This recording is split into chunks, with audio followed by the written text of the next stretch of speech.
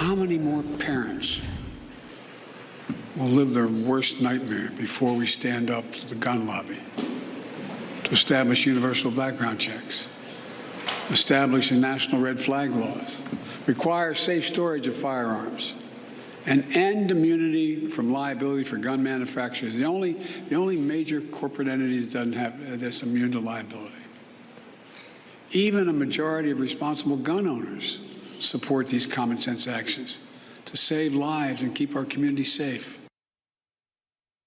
No proof those will save lives, and no proof that a majority of gun owners support them. Joe Biden using the tragedy of dead children in Uvalde, Texas, to blame law-abiding gun owners for that tragedy. Biden is calling on banning a class of weapons that simply don't exist and severely limiting the American people from exercising their Second Amendment right to keep and bear arms of self-defense.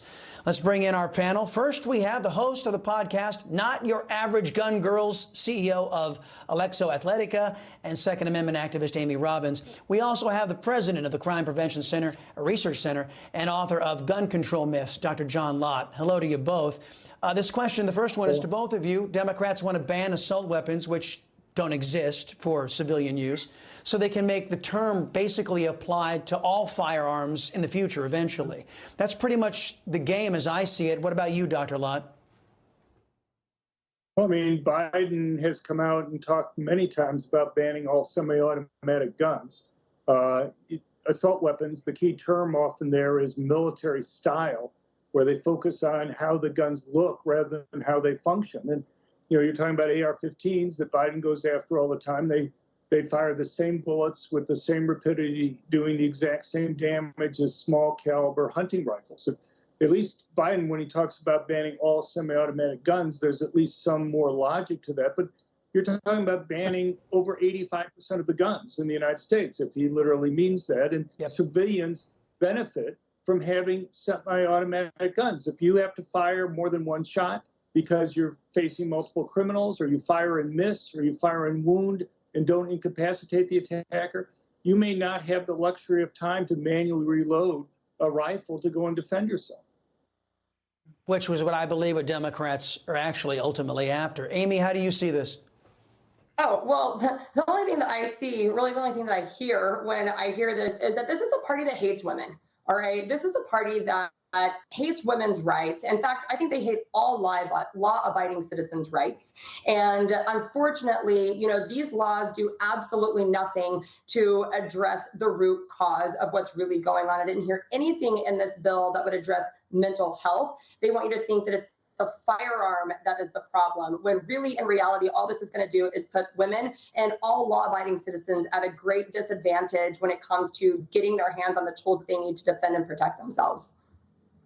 So true, so true. The Democrats' attack on women is very evident in their attack on the Second Amendment. Dr. Lott, you recently posed a challenge to a group of gun grabbers. You proposed a bet to 12 gun control advocates over the crime rate in Brazil. Brazil's new president put strict new gun measures in place, so you're betting them that $1,000 each, that Brazil's crime rate is going to go up. Now, history shows Brazil's crime rate dropped dramatically when the previous president rolled back all of their gun restrictions. Did the left-wingers take your bet? No, none of them did. I mean, they have no problem going and talking to the press and making predictions. They have no problem going before Congress or state legislatures making predictions.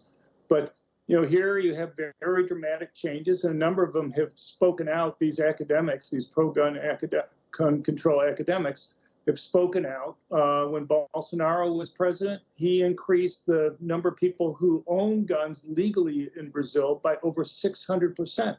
At the same time, homicide rates fell by 34% over that period. All these guys were predicting that there'd be huge increases in murders that were occurring, and yet it fell dramatically. And now that Lula, the new president there, has come out and essentially banned the sale of new guns, has banned the sale of any ammunition, has banned concealed carry now in the country, and is moving to take away the licenses that Bolsonaro gave out there.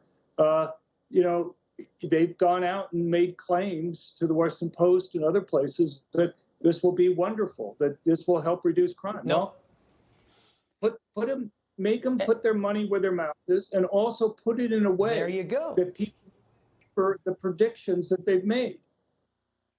And Dr. Lott, I think it's also telling the Democrats are perfectly willing to gamble with your life, but they're not willing to put up their own money to bank that their policies will actually do any good.